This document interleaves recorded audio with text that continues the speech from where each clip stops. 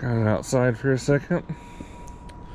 We got our jams painted yesterday.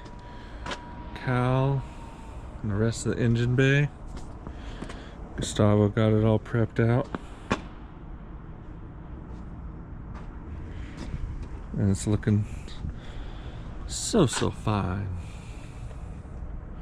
So fine, 69. But over under almost around. She's painted. Turned out really nice.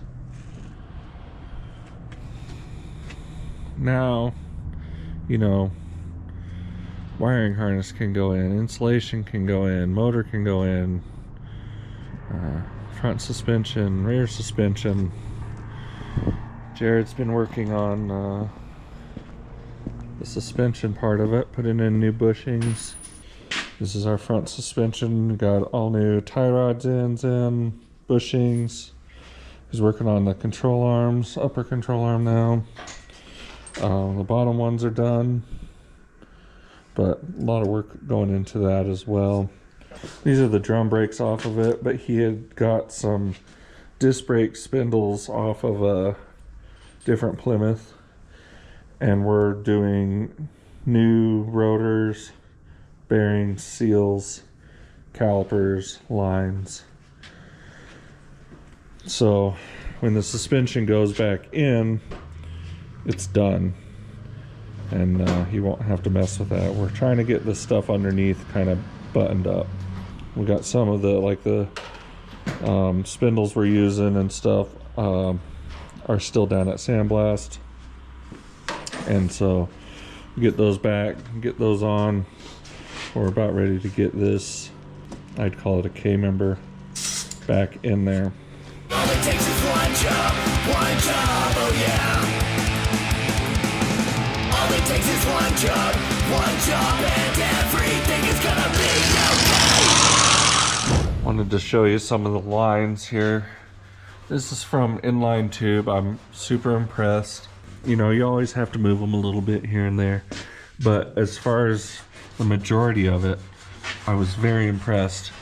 But the one things like this little guy and these little clips, those you're not gonna get, but that's what makes the difference, you know, when you're doing a job like this. Those little details that somebody is gonna catch, and just looks really nice, you know. That's one of those things that you better be paying attention, and you better keep track of all those little clips. And then just for a little added protection, we put rubber where it passes through here. You know, there is kind of a question, is that going to make the line rust? But I think it would rub through before it would rust, so we'll go with the line on there. Inline Tube had these the spring on it like factory, which is very cool. That's the part I was really worried about, and I didn't know where I would have sourced it. And then I like to use that copper nickel blend, which that would have looked terrible with this green. So Inline Tube was the way to go on this one. But yeah, got our new e-brake cables coming through. Our clips there. I still have the factory ones, but these came with new ones. They're a little different than the factory, but they'll probably work better with these. The steering box is aluminum, so we left it raw. All new tie rod ends and pitman arms and idler arms and tie rod sleeves. Calipers, we converted it to disc brake. He had the parts off of a Plymouth Scamp, I believe it was. So we just put on new rotors, new calipers, but he had the spindle for it. This lower ball joint comes with this whole piece, so we didn't have to press that. We did have to, the ball joints screw into the upper control arms, and so we did have to do those. And remember, this side had the fire that burned out the bushings. So press new bushings in there, got our new upper bump stop in. This is what it looks like when you just sandblast that old rubber, you know. Sometimes it just turns out. Same with our rear bump stops. They were just the factory ones that are sandblasted. Sandblasting really takes care of rubber products. It cleans them right up. Then I just painted the ends here, and we paint all the bolts. This is how I do the bolts. I drill holes in a piece of cardboard, stick the bolts in, mark where they go, take pictures, send them down to sandblasting. When they get back, I paint them, and then I reference my photos to know where everything goes.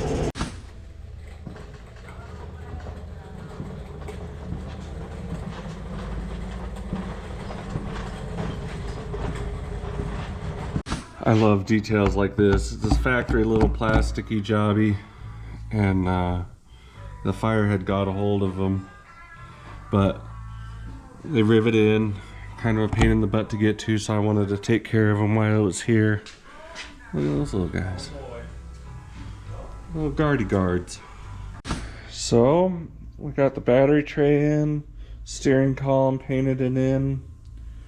The steering column, the paint on it was really bad, but I was able to clean up the turn signal switch and get that done. Jared got the e-brake in, all hooked up, trunk springs, few things, just little stuff. With the documentation that I took at the beginning, I was able to know where to put back some of these little tabs and brackets. This is about to leave.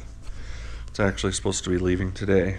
So we're going to, he has a bench seat for it that is not for this car, but it looks nice. It's reupholstered. I don't know how well it's gonna fit, but I know we're gonna need to adapt it. So I'm not going to be drilling any holes in the floor. I'm going to put the brackets that came with the original seat on and then adapt those to the wrong seat and kind of see how that goes. If it doesn't work out, it doesn't work out, but I'm not drilling any holes in wrong spots. It's very cool that this is a 4-speed on the floor bench seat car. The bench seat cars only came with holes for the bench seats, not the buckets. So I'm leaving it like it is. But we'll see how the seat goes here. Well, the tracks were taken apart, so I got them back together. I put these little rubber bumpies on there so we don't scratch up the floor. And I'm gonna try to set this in. So it looks like we need about 1.5 inches, so 3/4 on each side.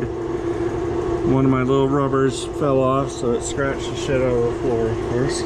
So I wrote little arrows showing the direction I need to move these out, just so I don't get confused, because I got them off.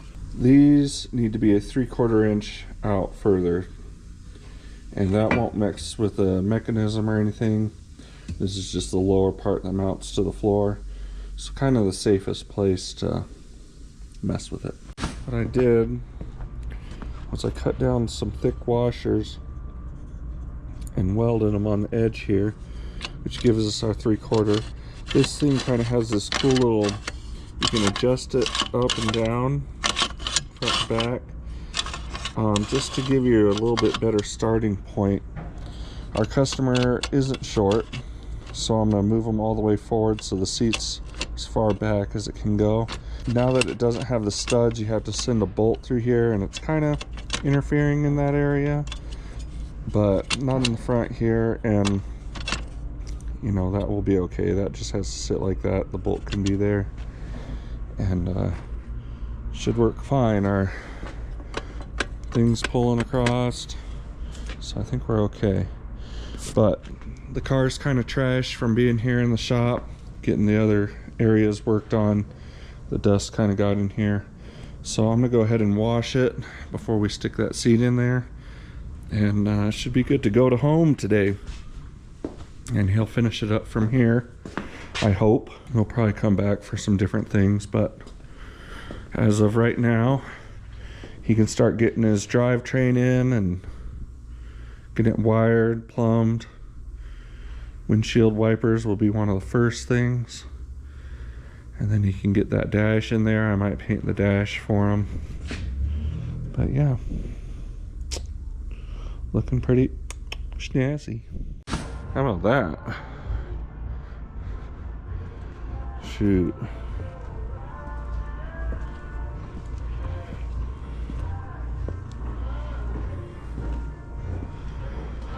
Man, oh man, oh. Can these guys cook, or can these guys cook?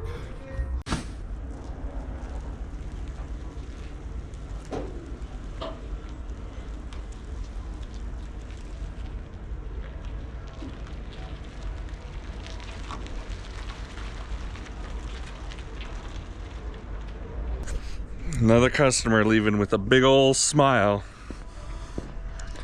That's the way we do it. That's the way we like to see them leave. Happy, happy. Happy, happy, happy. All it takes is one job, oh yeah. All it takes is one job, and everything is gonna be okay.